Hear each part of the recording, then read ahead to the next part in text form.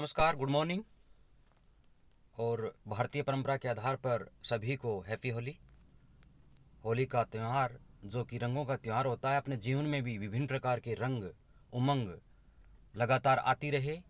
और यह तभी संभव होता है जब हम अपने लक्ष्य को प्राप्त करते हैं और लक्ष्य में लगातार अडिग रहते हुए समर्पण भाव से कार्य करते हैं, तो अपना लक्ष्य भी काफ़ी नज़दीक आ जाता है और उसको एक दिन प्राप्त करने में अपने सफल हो जाते हैं।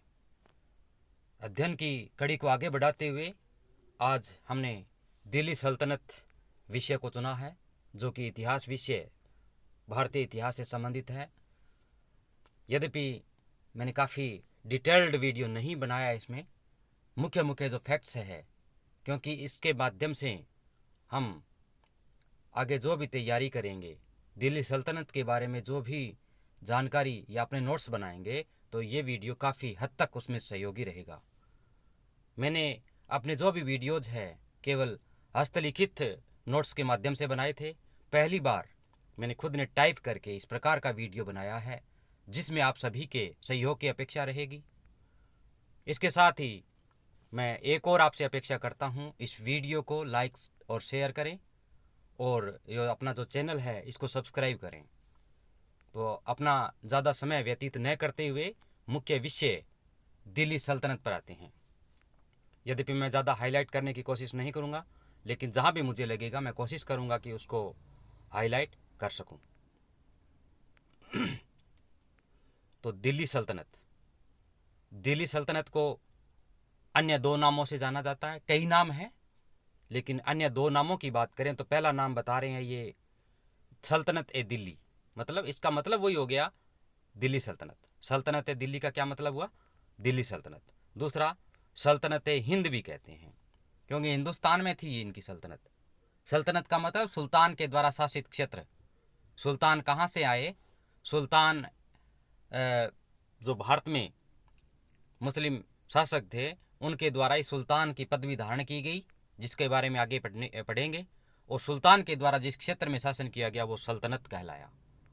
और भारत में इसकी महान सत्ता दिल्ली में केंद्रित थी, इसलिए दिल्ली सल्तनत के नाम से जाना जाता, जिसमें कई वंशों ने राज किया था। तो दिल्ली सल्तनत का पहला नाम सल्तनत दिल्ली, दूसरा सल्तनत हिंद। ठीक है, याद करना है। बहुत ही अच्छी तरह से मैंने बनाने की कोशिश की है। अगर फिर भी आपको लगे कि इसमें ये संशोधन किया जा सकता है, तो कमेंट बॉक्स में आप अपने सुझाव लिख सकते हैं, ताकि आगे आने वाले जो भी वीडियोज़ हैं उसमें इस कमेंट्स के आपके जो भी सुझाव है उनको मेंशन करते हुए कमियों को सुधार करेंगे और अच्छाइयों को इसमें इंक्लूड यानी शामिल करेंगे। दिल्ली सल्तनत, सल्तनत दिल्ली, सल्तनत हिंद। अब आता है इसका समय कब से कब तक रहा। 1206 से 1526। 1206 से लेकर के 1526 ईस्वी तक सल्तनत काल रहा। 1526 के बाद में क्या हुआ? 1526 के बाद में बाबर के द्वारा जो मुगल साम्राज्य की स्थापना की गई थी वो इसमें स्थापित हो जाती है। तब तक दिल्ली सल्तनत रहता है। अब दिल्ली सल्तनत में कितने वंश आए, कितने वंशों ने राज किया? शासक कई थे, लेकिन इसमें कई वंश थे। तो सबसे पहला वंश आता है गुलाम वंश। गुलाम वंश का शासन रहता है 1206 से 1290। अपने वीडियो अपने नोट्स जो भी हैं उनको मेंशन करते रहें। यद्यपि मुझे नहीं लगता अभी इस पीडीएफ को मैं आपके साथ इंक्लूड कर दूंगा तो आपको ज़्यादा नोट्स बनाने की ज़रूरत रहेगी। फिर भी अपने स्तर पर याद करने के तरीके से इनको मेंशन कर सकते हैं। गुलाम वंश 1206 से 1290, खिलजी वंश 1290 से 1320। मैं लास्ट में एक ट्रिक के माध्यम से भी एक साथ याद कराने की कोशिश करूंगा। तुगलक वंश 1320 से 1414। इनका सन याद करना है, वंश का कर्म याद करना है, क्योंकि आजकल जो भी ट्रेंड है उसमें सन और जो संबंधित वंश का कर्म है वो पूछा जा सकता है, संबंधित शासकों का कर्म है वो पूछा जा सकता है। तो पहला गुलाम वंश 1206 से 1290, दूसरा खिलजी वंश 1290 से 1320, तीसरा तुगलक वंश 1320 से 1414, चौथा सैयद वंश 1414 से 1451, और अंतिम आता है लोधी वंश जो अफगान वंश भी कहलाता है 1451 से 1526। स्क्रीनशॉट लेने की ज़्यादा ज़रूरत नहीं है, क्योंकि मैं इस PDF को डिस्क्रिप्शन में लगा दूंगा। अपना जो भी एक टेलीग्राम चैनल है, टेलीग्राम चैनल पे इस वीडियो को मैं डाल दूंगा, जिसका नाम है अपो आत्मदीपो भवे। ये 2 चैनल हैं, दोनों को आप डायरेक्ट डाउनलोड भी कर सकते हैं और इसमें ऐड भी हो सकते हैं। तो गुलाम वंश, खिलजी वंश, तुगलक वंश, सैयद वंश और लोधी वंश, इनका कर्म हो गया लगातार। अब इनकी ट्रिक जो कि अपने याद करने में आसानी रहेगी वो है गुल खिले तुम शायद लोगे। गुल से मतलब गुलाम वंश, खिले से मतलब खिलजी वंश, तुम से तुगलक वंश, शायद से सैयद वंश, लोगे मतलब लोधी वंश। देखो याद करो, गुल खिले तुम शायद लोगे, गुलाम वंश, खिलजी वंश, तुगलक वंश, सैयद वंश और लोधी वंश, ये कर्म रहा था दिल्ली सल्तनत का। ठीक है, ये जो अपना प्रथम पेज है इसको हमने पढ़ लिया है। क्या पढ़ा था? दिल्ली सल्तनत में सल्तनत दिल्ली और सल्तनत हिंद भी कहते हैं, जिसका टाइम पीरियड 1206 से 1526 तक कुल 5 वंशों ने शासन किया, जिसमें गुलाम वंश 1206 से 1290, खिलजी वंश 1290 से 1320, तुगलक वंश 1320 से 1414, सैयद वंश 1414 से 1451, लोधी वंश 1451 से 1526 तक, जब मुगल साम्राज्य भारत में काबिज हो गया था। ट्रिक हमने बात ही कर ली है, गुल किले तुम शायद लोगे। ठीक है, अब आता है सुल्तान की उपाधि तुर्की शासकों द्वारा प्रारंभ की गई। ये जो तुर्की शासक थे, इन्होंने ही पहले सुल्तान शब्द या जो उपाधि थी वो प्राप्त की थी। इसका मतलब क्या हुआ, भारत में इससे पहले सुल्तान नाम की कोई पदवी नहीं हुआ करती थी। मुख्य फैक्ट है, सुल्तान की उपाधि सबसे पहले जो तुर्की शासक थे इनके द्वारा ही प्रारंभ की गई। महमूद गजनवी सुल्तान उपाधि को धारण करने वाला प्रथम शासक था। अभी हमने बात की थी, ये जो पदवी आई कहाँ से, सल्तनत आया कहाँ से, तो तुर्की शासकों के द्वारा प्रारंभ की गई। और तुर्की शासकों में भी भारत में महमूद गजनवी ने सुल्तान की उपाधि धारण की। महमूद गजनवी कौन है?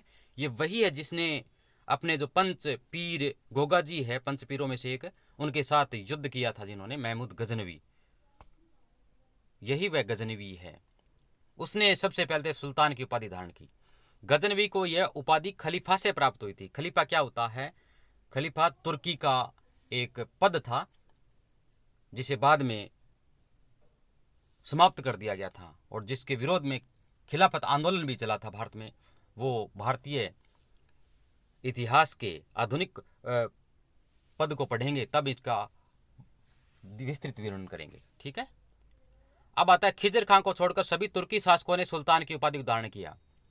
खिजर खां एक ऐसा व्यक्ति था जिसने क्या किया, सुल्तान की उपाधि को धारण नहीं किया। यानी इसके अलावा जितने भी शासक थे तुर्की शासक, सभी ने सुल्तान पदवी को धारण किया। प्रश्न आ सकता है, ऐसा कौन सा तुर्की शासक था जिसने सुल्तान की पदवी को धारण नहीं किया? तो उसका नाम है खिजर खां। ठीक है, मोहम्मद गजनवी ने 1000 ईस्वी से 1027 ईस्वी तक कुल 17 बार भारत पर आक्रमण किया था। महमूद गजनवी जो एक तुर्की था, उसने 1000 ईस्वी से लेकर के 1027 ईस्वी तक 17 बार भारत पर आक्रमण किया। यह तो सभी को ज्ञात है कि भारत पर 17 बार आक्रमण किया था, लेकिन उसका सन क्या था? 1000 ईस्वी से 1027 के बीच में 27 सालों में 17 बार आक्रमण कर चुका था ये। उसका सबसे महत्वपूर्ण आक्रमण मंदिर सोमनाथ, कहाँ पे है सोमनाथ? गुजरात में, 1025 ईस्वी में हुआ था। यानी जो 17 बार आक्रमण हुए थे, इसमें सबसे इंपॉर्टेंट जो आक्रमण था उसका 1025 ईस्वी में सोमनाथ मंदिर पर हुआ था। उस समय चालुक्य राजा भीम प्रथम अपनी रक्षा नहीं कर सका, मंदिरों को लूटा, जो जितना भी प्रॉपर्टीज थी वो सभी को लूट करके समुद्र के मार्ग से अपने देश ले गया था, लेकिन उसका प्रतिरोध न हो सका। यह सबसे महत्वपूर्ण माना जाता है। भीम प्रथम था जो एक चालुक्य वंश का राजा था। गजनवी के भारत आक्रमण का उद्देश्य धर्म प्रचार न होकर के धन लूटना था। गजनवी ने धर्म का प्रचार करना अपना उद्देश्य न बना करके केवल धन को लूटना ही अपना उद्देश्य बना दिया था। गजनवी के दरबार में उतबी, फिरदौसी व अलबरूनी जैसे विद्वान मौजूद थे। महमूद गजनवी के दरबार में कौन कौन से? उतबी, फिरदौसी, अलबरूनी। अलबरूनी कौन है? अलबरूनी वही जो किताबुल हिंद लिखी थी। किताबुल हिंद ये भी पूछ सकते हैं किसकी कृति है, तो किताबुल हिंद अलबरूनी की। अलबरूनी किसका दरबारी था? गजनवी का। ये भी पूछ सकते हैं RS मेंस जैसे एग्जाम में महमूद गजनवी के दरबारी कवियों के नाम लिखिए तो उत्बी, फिरदौसी, अलबरूनी। उत्बी, फिरदौसी और अलबरूनी। अलबरूनी ने किताबुल हिंद लिखी थी। किताबुल हिंद का मतलब भारत का इतिहास। अब आता है मोहम्मद गौरी कौन था। गौर साम्राज्य का प्रधान था, प्रारंभ में गजनी के अधीन था। यह वही गजनी, मोहम्मद गजनवी की बात करते हैं। और गजनी एक साम्राज्य था अफगानिस्तान के आसपास, उसमें एक मोहम्मद गौरी भी क्या था, एक अधीन यानी शासक था। किसके अधीन शासक था? यह गजनी के अधीन शासक था। और वह गौर साम्राज्य का प्रधान था। एक साम्राज्य था गौर साम्राज्य, उसका हेड हुआ करता था मोहम्मद गौरी। मोहम्मद गौरी का उद्देश्य साम्राज्य विस्तार व इस्लाम धर्म का प्रचार करना था। जहां गजनी का उद्देश्य केवल धन लूटना था, मोहम्मद गौरी का उद्देश्य क्या था? इस्लाम का धर्म प्रचार करना भाई, और अपने साम्राज्य का विस्तार करना भी इसका उद्देश्य था। दोनों के उद्देश्य अलग अलग हैं। मोहम्मद गौरी का अलग है, गजनी का अलग है। गजनी का केवल धन लूटना था और मोहम्मद गौरी ने अपने साम्राज्य विस्तार भी करना था और साथ में ही अपने इस्लाम धर्म का प्रचार भी करना था। 1178 ईस्वी में मूलराज द्वितीय ने गौरी को अबू पर्वत के पास पराजित कर दिया था। 1178 ईस्वी में मूलराज द्वितीय ने मोहम्मद गौरी को अबू पर्वत, जो कि कहाँ पे है, सिरोही में, उसके पास पराजित कर दिया था। ये याद रखने वाला है क्योंकि कुछ चुनिंदा जो विजय हुई थी भारतीयों की उसमें शामिल है। क्योंकि गौरी लगभग अपराजित सा था, लेकिन बहुत ही कम ऐसी समय मिलता है जब उनका पराजय का सामना करना पड़ा। तो मूलराज द्वितीय के द्वारा 1178 ईस्वी में अबू पर्वत के पास उनकी पराजय प्रसिद्ध है। तराइन का प्रथम युद्ध, क्योंकि तराइन के दो युद्ध हुए थे 1191 और 1192, किन के मध्य हुए थे? पृथ्वीराज चौहान और मोहम्मद गौरी के मध्य हुए थे, जिसमें प्रथम युद्ध में चौहान विजयी रहे थे। लेकिन चौहान की दूरगामी नीति न उपयोग करते हुए, चौहान ने दूरगामी नीति का प्रयोग न करते हुए मोहम्मद गौरी को छोड़ दिया था। और उसी का फायदा उठाते हुए मोहम्मद गौरी ने अपनी शक्ति का संकलन करते हुए युद्ध की पुनः तैयारी की और पुनः चैलेंज किया। और अगले साल यानी 1192 ईस्वी में तराइन के द्वितीय युद्ध में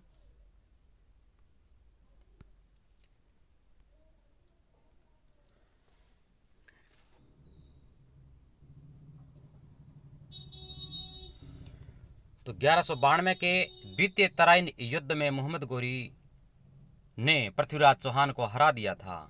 हराने के पश्चात उनको बंदी बना लिया और बंदी बनाने के पश्चात अपने क्षेत्र में ले गया। उसके बाद में क्या कथानक होती हैं उसके बारे में चंद्रवरदाई और अन्य जो भारतीय लेखक हैं उन्होंने यद्यपि काफ़ी वर्णन किया है, मैं उस पर नहीं जाना चाहता। 1194 ईस्वी में चंदावर के युद्ध में मोहम्मद गौरी ने कन्नौज के शासक जयचंद को हरा दिया था। कन्नौज उसमें सर्वसंपन्न राजधानी थी और राजनीतिक, आर्थिक और भौतिक दृष्टि से पूर्ण थी। उसका शासक था जयचंद, और जयचंद को पराजित कर दिया था किसने? मोहम्मद गौरी ने। कब? चंदावर के युद्ध में 1194 में। यह भी याद रखना, चंदावर का युद्ध कब हुआ था? 1494 में, 1194 में मोहम्मद गौरी और जयचंद के मध्य, जिसमें विजय रहे थे मोहम्मद गौरी। गौरी के एक सेनापति थे बख्तियार खिलजी। उसने बंगाल पर अधिकार कर लिया। वह उत्तर भारत में तुर्की साम्राज्य की नींव रखी। यह आ सकता है भारत में तुर्की राज्य की नींव रखने वाला प्रथम शासक था गौरी। तो गौरी ने क्या किया? गौरी का एक सेनापति था बख्तियार खिलजी, और उसने बंगाल पर अधिकार कर लिया और उत्तर भारत में तुर्की साम्राज्य की नींव रखती थी। नींव रखने के बाद इस क्षेत्र की जिम्मेवारी कुतुबुद्दीन ऐबक को सौंप करके गौर प्रदेश लौट गया, जहां 1206 ईस्वी में गौरी की मृत्यु हो गई।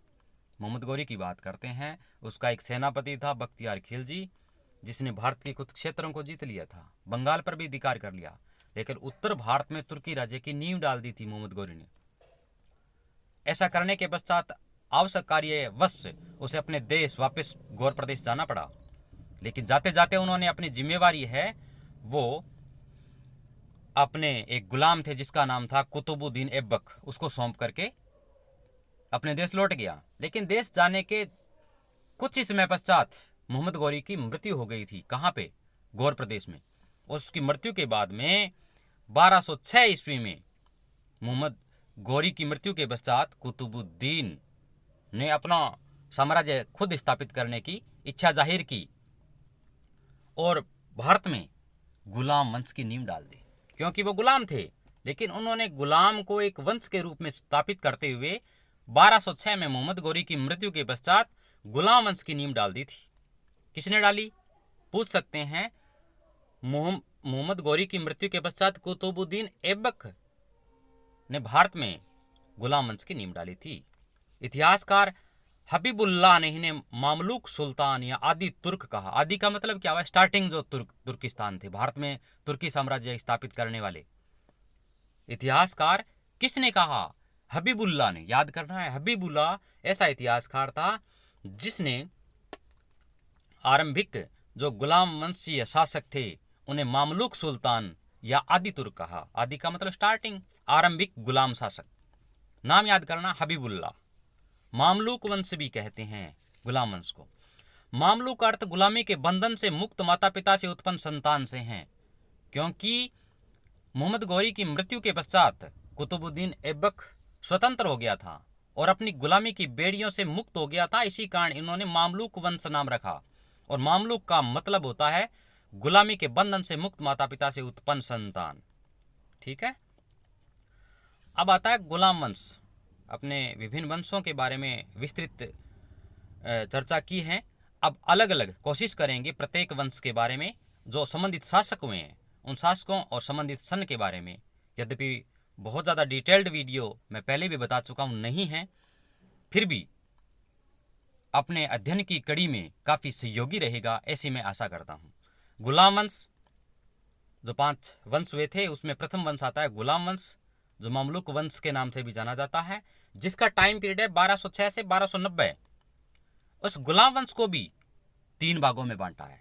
गुलाम वंश का 3 भाग कौन कौन से हैं? प्रथम भाग आता है कुतुबी राजवंश। गुलाम वंश में प्रथम भाग आता है कुतुबी राजवंश, दूसरा शमसी राजवंश, तीसरा बलबनी राजवंश। पहली बात नाम याद करने हैं। गुलाम वंश टाइम पीरियड 1206 से 1290, 3 भाग कुतुबी राजवंश, दूसरा शमसी राजवंश, तीसरा बलबनी राजवंश। कुतुबी राजवंश की बात करते हैं तो पहला कुतुबुद्दीन ऐबक जो प्रथम शासक था गुलाम वंश का, मामलुक शासकों में आते हैं। उसका टाइम पीरियड है 1206 से 1210 तक। मोहम्मद गौरी की मृत्यु के पश्चात कुतुबुद्दीन ही प्रथम साम्राज्य विस्तारक था।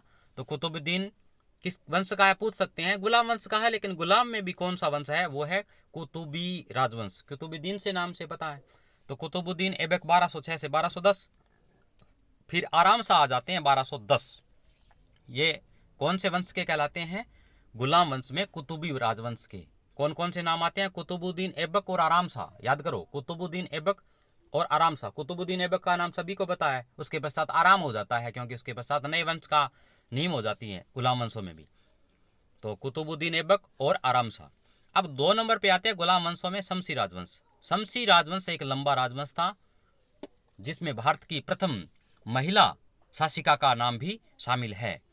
तो शमसी राजवंशों में पहला नाम आता है इल्तुतमिश का। राजस्थान इतिहास में अपने पढ़ते हैं भूताला का युद्ध, उसमें भी इल्तुतमिश शामिल है, जो कि राजस्थान इतिहास के अध्ययन की कड़ी में अपने इसको पढ़ने का प्रयास करेंगे। लेकिन अभी जो दिल्ली सल्तनत के बारे में पढ़ रहे हैं तो केवल शासकों के बारे में और संबंधित सन के बारे में पढ़ रहे हैं।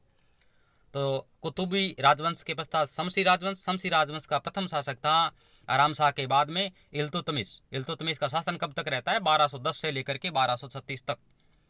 इल्तुतमिश के बाद में रुकुनुद्दीन फिरोज शाह, ये 1236 तक। 1236 में कुछ दिनों के लिए ही शासक बनता है इल्तुतमिश के बाद में। यद्यपि जितने भी शासक है, अगर आपकी इच्छा है तो कमेंट बॉक्स में बताएं, मैं एक ट्रिक के माध्यम से इनको याद करवा दूंगा। लेकिन फिर भी अपने स्तर पर ट्रिक बनाएं तो ज़्यादा उचित रहेगा। इस वीडियो में ट्रिक बहुत ही कम है, लेकिन आपकी इच्छा रहेगी तो मैं कोशिश करूंगा आप अपनी एक ट्रिक के माध्यम से आपको वापस बताऊं।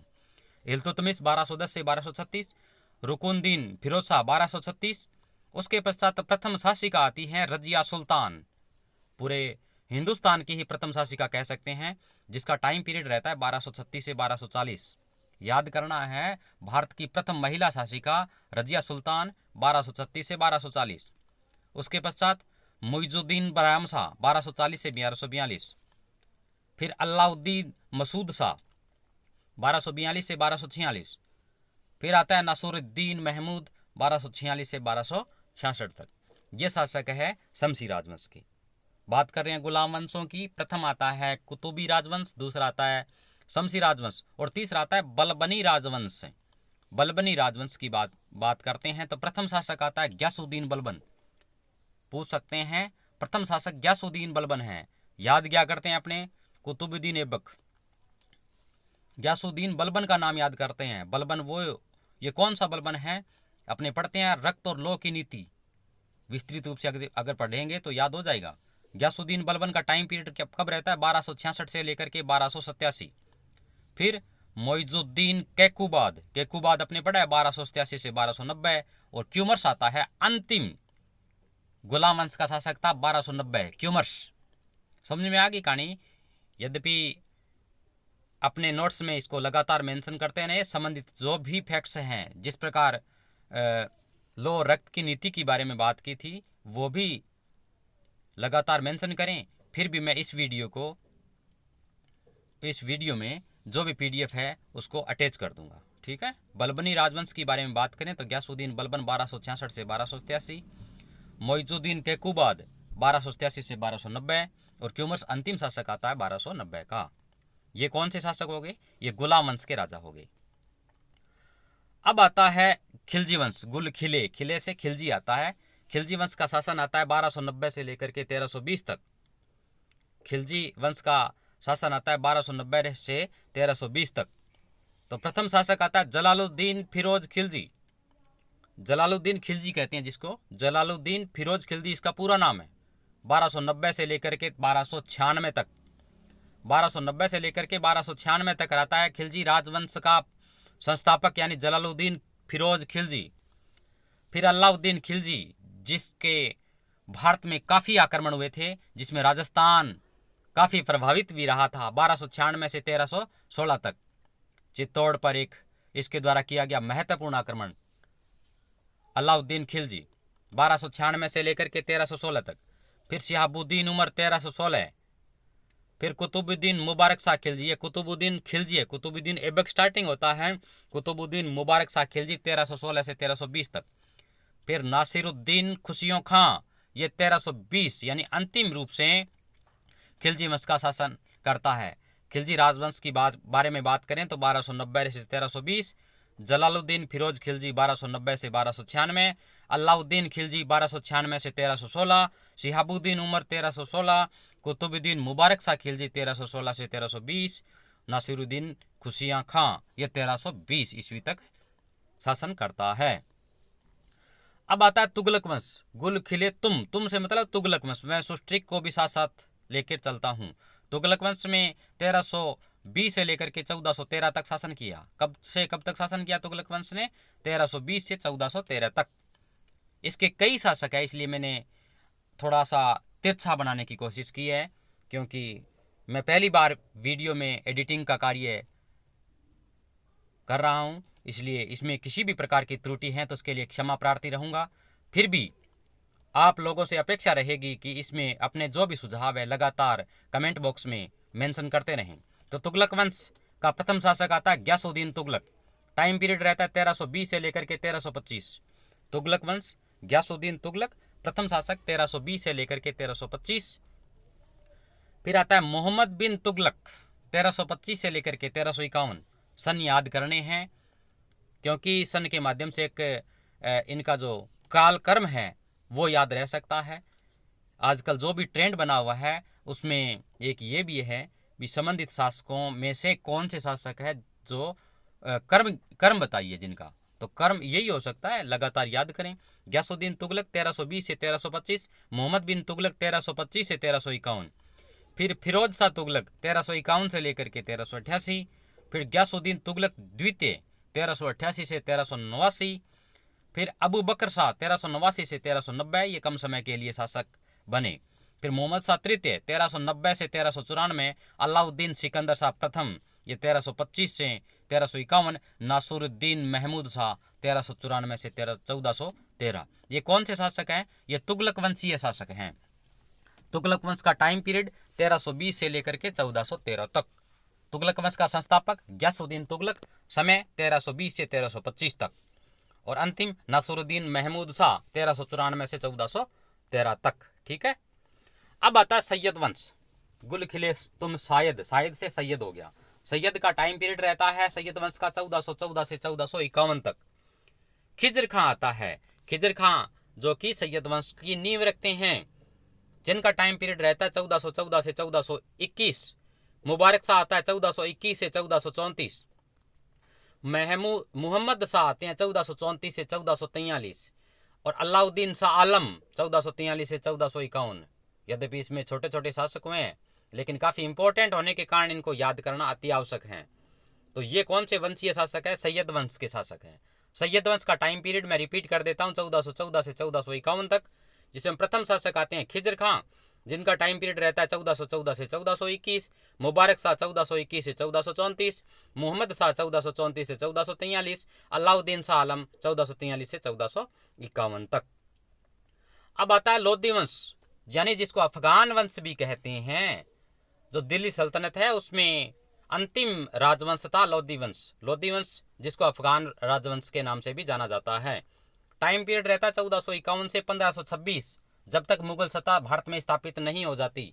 यानी बाबर जब भारत में केंद्र बिंदु रहता है, उस वंश तक लोधी वंश का शासन भारत में रहा था। लोधी वंश के प्रथम शासक थे बहलोल लोधी। नाम सुना है हमने इब्राहिम लोधी का, लेकिन इब्राहिम लोधी प्रथम न होकर के बाद में शासक बनता है। तो प्रथम शासक जो लोधी वंश का शासक बना वह था बहलोल लोधी। टाइम पीरियड क्या रहता है? 1451 से 1489, यानी 1489। बहलोल लोधी लोधी वंश का प्रथम शासक 1451 से लेकर के 1489 तक शासन करता है। फिर सिकंदर लोधी आते हैं 1489 से 1517 तक। फिर इब्राहिम लोधी 1517 से 1526 तक, यानी अंतिम शासक माना जाता है लोधी वंश का। लोधी वंश प्रथम अफगान राज्य था, यानी यह लोधी वंश को अफगान साम्राज्य भी कह सकते हैं। तो अंतिम सल्तनत शासक था बहलोल लोधी 1451 से 1489, सिकंदर लोधी 1489 से 1517, इब्राहिम लोधी 1517 से 1526। अब आता दिल्ली सल्तनत की शासन व्यवस्था किस प्रकार की थी। अपने शासकों के बारे में पढ़ लिया है, जितने राजवंश थे उनके बारे में पढ़ा है। फिर भी अपने जो भी शासक है उनको लगातार मेंशन करते रहें। वीडियो में अपने जो भी सुझाव है लगातार इसको जारी रखें, ताकि इसमें भी सुधार किया जा सके, और आने वाले जो भी वीडियोज़ हैं उसमें कोशिश करेंगे भी जो भी सही तथ्य है उनको शामिल करें। यद्यपि मैंने अपने स्तर पर काफ़ी प्रयास किए हैं। दिल्ली सल्तनत की शासन व्यवस्था कैसी थी? शासकों के बारे में तो अपने पढ़ लिया, अब किस प्रकार का शासन था। सल्तनत काल में शासन का प्रधान सुल्तान होता था, ये हमने पहले पढ़ा है। तो तुर्की शासक थे, उन्होंने सुल्तान अपने आप को कहा था, खलीफा से प्राप्त किया था इन्होंने। सल्तनत काल में शासन का प्रधान सुल्तान होता था, राजा खुद होता था हेड। बलबन ने सुल्तान पद को उच्च स्तर पर पहुंचाया। बलबन जो शासक था उसने सुल्तान के पद को सर्वोच्च बना दिया था। अलाउद्दीन खिलजी ने निरंकुश व्यवस्था की स्थापना की। इसका मतलब क्या हुआ? अंतिम सत्ता वही थी, निरंकुश कर दिया, उसके ऊपर भी अंकुश लगाना असंभव था, क्योंकि अलाउद्दीन खिलजी ऐसा शासक था जो किसी का भी कहा नहीं मानता था। एक तरह से सुल्तान समस्त शक्तियों का केंद्र होता था, फिर भी अमीर उलेमा उसे निरंकुश होने से रोकते थे। यानी अगर उन पर अंकुश लगाने वाले कोई होते थे तो वो कौन थे? अमीर और उलेमा। ये लोग थे जो सुल्तान की शक्तियों पर कुछ पाबंदियां लगाते थे। प्रशासनिक कार्यों में सहयोग के लिए मजलिस ए खलवत नामक संस्था कार्यरत थी।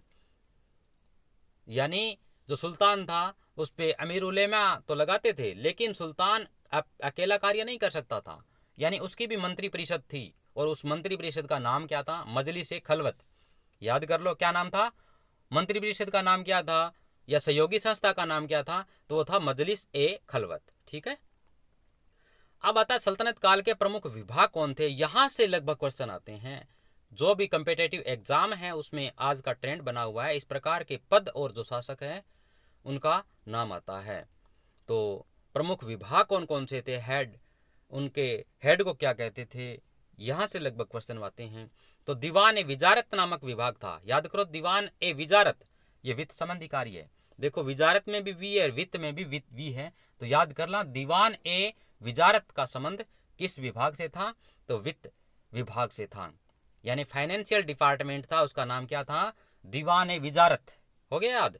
फिर आता दीवान ए आरिज, सैन्य विभाग का, सैन्य विभाग को क्या कहते थे, दीवान ए आरिज। दीवान ए विजारत वित्त विभाग, दीवान ए आरिज सैन्य विभाग। यद्यपि मैंने सभी विभाग नहीं लिखे हैं, फिर भी मुख्य मुख्य जो विभाग है उनके बारे में यहाँ मेंशन किया हुआ है।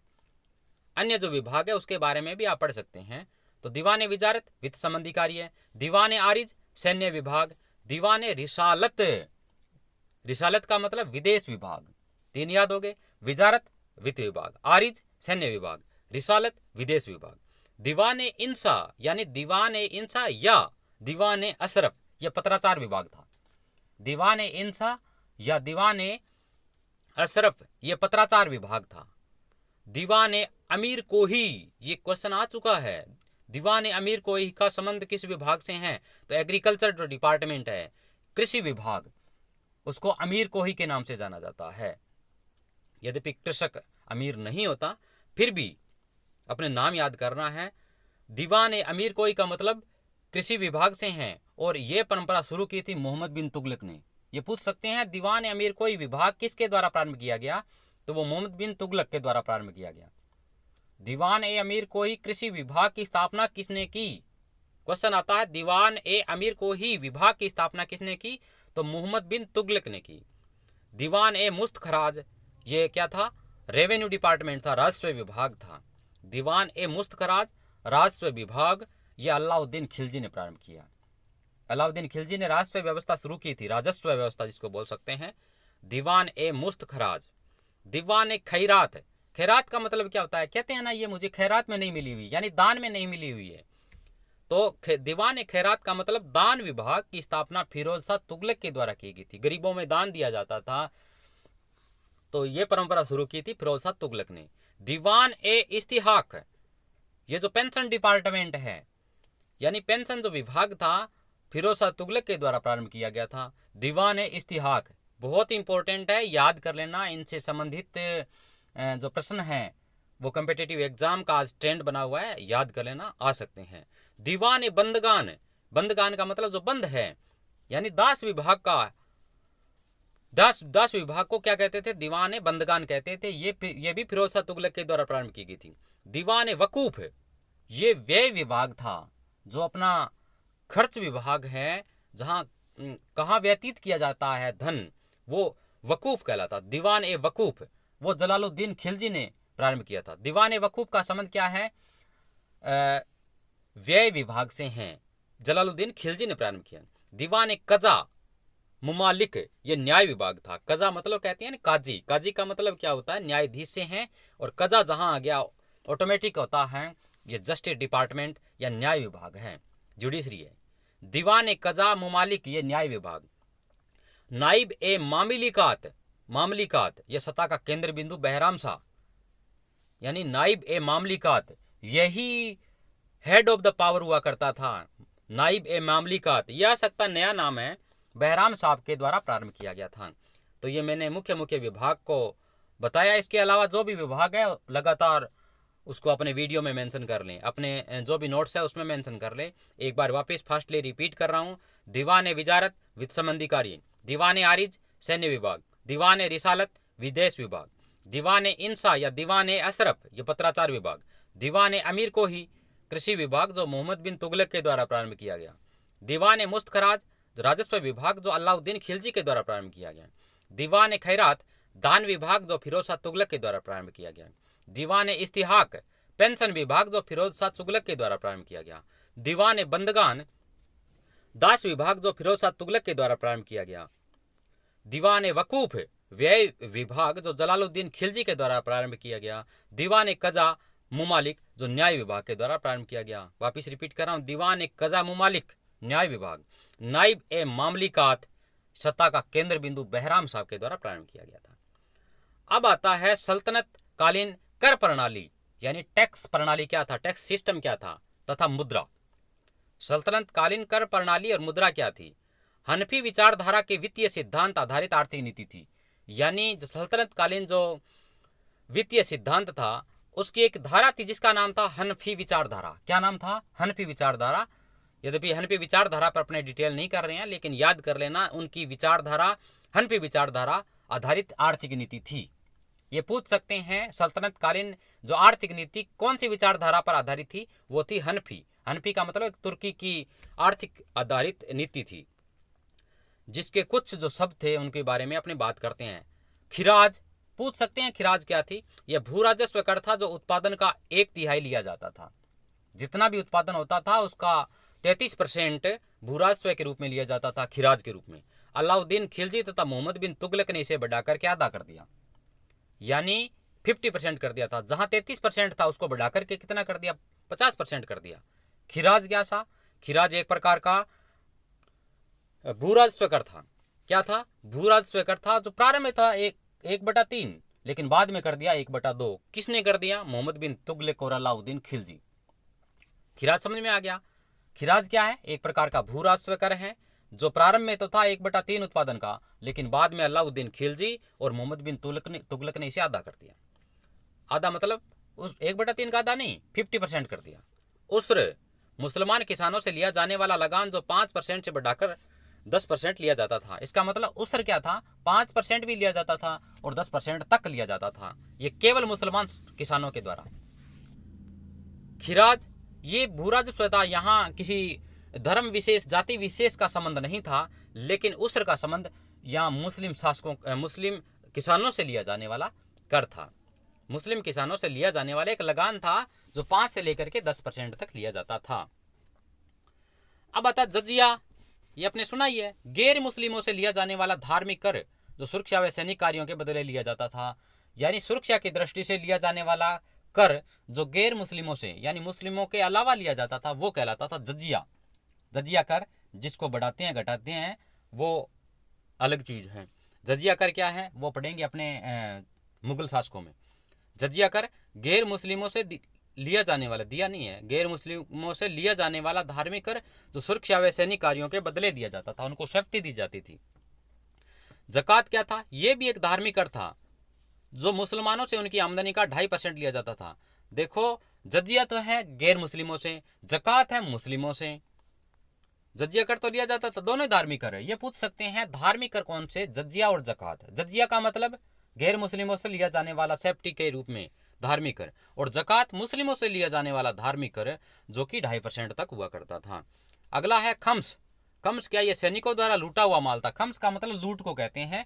यह सैनिकों द्वारा लूटा हुआ माल था जिसमें 4/5 भाग सैनिकों को, यानी 80% तो सैनिकों के पास जाता था और 20% था वो राज्य को देना होता था। जितने भी सैनिक हैं, सैनिक जो भी लूट करते थे, जो माल प्राप्त करता था, उसमें 80% तो यानी 4/5 भाग तो जाता था सैनिकों के पास और बाकी जो 20% भाग है वो राज्य के पास आता था। लेकिन अलाउद्दीन खिलजी और मोहम्मद बिन तुगलक ने उसको उल्टा कर दिया। उन्होंने क्या कहा? 20% ही सैनिकों के पास जाएगा, बाकी 80% राज्य को दिया जाएगा। जिसको कहते हैं खम्स। खम्स का मतलब लूट का माल। खम्स का मतलब क्या होता है? लूट का माल। सैनिक जो भी लूट करके अन्य राज्यों से धन प्राप्त करते थे, प्रारंभ में तो यह सिस्टम था कि 80% सैनिकों के पास यानी 4/5 भाग, और बाकी जो भाग है यानी 1/5 यानी 20% कहें तो वो रहेगा सैनिकों राज्य को दिया जाएगा। लेकिन अलाउद्दीन खिलजी और मोहम्मद बिन तुगलक ने इसको उल्टा करते हुए 80% राज्य के पास रख लिया और केवल 20% सैनिकों को, यानी सैनिकों के पास रहेगा 1/5 भाग और राज्य के पास रहेगा 4/5 भाग, ये प्रदान कर दिया था। तो ये कर थे। कौन कौन से कर है? खिराज भू राजस्व कर, उस्र मुस्लिम किसानों द्वारा लिया जाने वाला कर, जजिया गैर मुस्लिमों के द्वारा, जकात मुस्लिमों के द्वारा और खम्स लूट का माल। ठीक है। अब आता है मुद्रा। करेंसी कैसी थी? सल्तनत काल में अरबी के सिक्के चलन में थे। अरबी के सिक्के चलन में थे। कब की बात है? सल्तनत काल में अरबी के सिक्के प्रचलन में थे। मोहम्मद गौरी ने सर्वप्रथम जो सिक्के चलाए उन पर लक्ष्मी का चित्र अंकित था। याद कर लेना, जो भारत की धन की देवी जिसको माना जाता है लक्ष्मी, उसका चित्र अंकित था मोहम्मद गौरी के सिक्कों पर। इल्तुतमिश ने चांदी का टक्का व तांबे का जित्ता नामक सिक्के चलाई। याद कर लेना, तांबे का टक्का चांदी का टक्का और तांबे का जित्ता, ये सिक्के किसने चलाए थे? इल्तुतमिश ने। इल्तुतमिश के द्वारा चलाए गए सिक्कों का नाम है इल्तुतमिश के द्वारा चलाए गए सिक्कों का नाम है चांदी का टक्का और तांबे का जित्ता। याद करो, चांदी का टक्का, तांबे का जित्ता किसने चलाए थे? इल्तुतमिश ने। फिरोज तुगलक ने चांदी व तांबा मिश्रित अद्दा और विख चलाए। विख नामक सिक्के चलाए। फिरोज तुगलक ने क्या चलाए? देखो, फिरोज तुगलक ने क्या चलाए? फिरोज तुगलक ने चांदी व तांबा मिश्रित, चांदी और तांबे को मिलाकर के 2 सिक्के चलाए। इसका नाम था अद्दा और विख। ठीक है। तांबे के सिक्कों को सल्तनत काल में दिरहम कहा जाता था। चांदी के सिक्कों को, तांबों के सिक्कों को सल्तनत काल में दिरहम कहा जाता था। 2 चीजें आ गई। तांबे के सिक्के थे, उनको क्या कहते थे? दिरहम। और फिरोज तुगलक ने तांबा और चांदी दोनों को मिलाकर के जो सिक्के चलाए वो अद्धा और विख है। अद्धा और विख किसके सिक्के थे? फिरोज तुगलक के। ठीक है। तो एक बार वापस रिपीट करते हैं। मुद्रा सल्तनत काल में अरबी के सिक्के चलन में थे। मोहम्मद गौरी ने सर्वप्रथम जो सिक्के चलाए उन पर लक्ष्मी का चित्र अंकित था। यह चीज याद कर लेना। किसका चित्र अंकित था? लक्ष्मी का चित्र अंकित था। इल्तुतमिश ने चांदी का टक्का क्या चलाया? इल्तुतमिश ने चांदी का तो टक्का चलाया और तांबे का क्या चलाया? जित्ता चलाया था। ठीक है। फिरोज तुगलक ने चांदी व तांबे मिश्रित अद्धा और विख नामक सिक्के चलाए। इसने क्या किया? एक तो अद्धा और एक विख नामक सिक्के चला दिए थे। तांबे के सिक्कों को दिरहम कहा जाता था। ठीक है। अब आता सल्तनत कालीन स्थापत्य कला।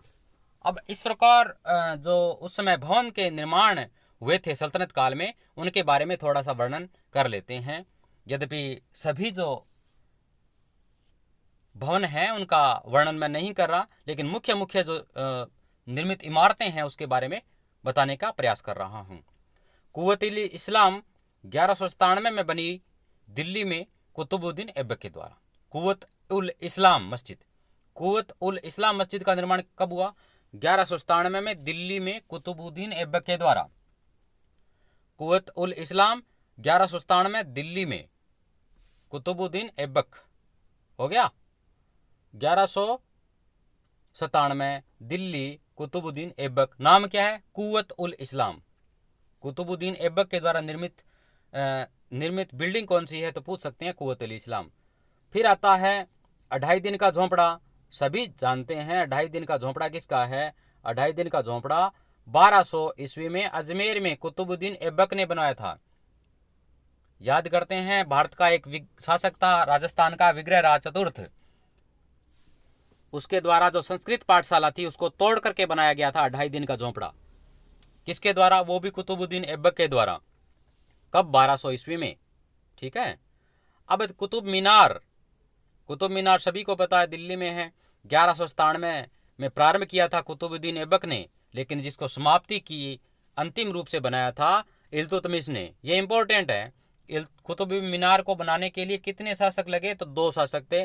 प्रथम शासक था कुतुबुद्दीन ऐबक, 1197 में प्रारंभ कर दिया था इन्होंने, लेकिन इसको पूरा करने का श्रेय दिया जाता है इल्तुतमिश को, जिसने 1232 ईस्वी तक इसको कंप्लीट कर दिया था। फिर आता है इल्तुतमिश का मकबरा। 1234 ईस्वी में दिल्ली में इल्तुतमिश द्वारा निर्मित। इल्तुतमिश का मकबरा 1234 में दिल्ली में बनाया गया और इल्तुतमिश के द्वारा। सुल्तानगढ़ी का मकबरा, यह 1231 में इल्तुतमिश के द्वारा बनाया गया दिल्ली में। सुल्तानगढ़ी का मकबरा 1231 में। हौज ए शमसी बदायूं स्थित इस भवन का निर्माण इल्तुतमिश ने कराया। इल्तुतमिश ने, यह पूछ सकते हैं कौन कौन से भवनों का निर्माण कराया? हौज ए शमसी।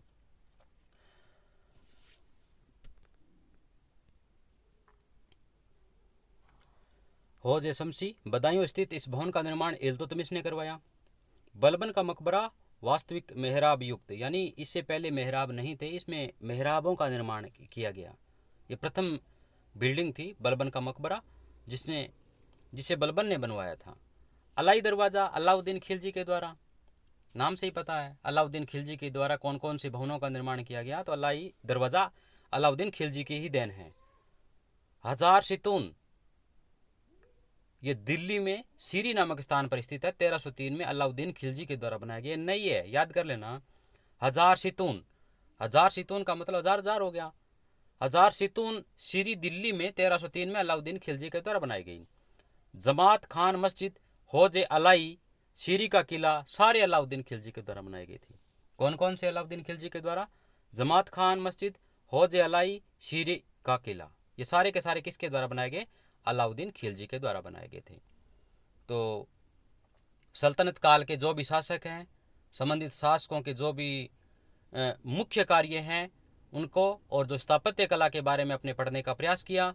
ये मेरा प्रथम ऐसा वीडियो है जिसमें मैंने खुद ने टाइप करते हुए वीडियो बनाने की कोशिश की। आप सभी का सहयोग लगातार इस प्रकार बना रहें। मैं एक से अंतिम रूप से आपसे निवेदन करूंगा कि आप इस वीडियो को लाइक, शेयर और सब्सक्राइब करें। आपकी अध्ययन लगातार जारी रहे। Thank you. Have a nice day.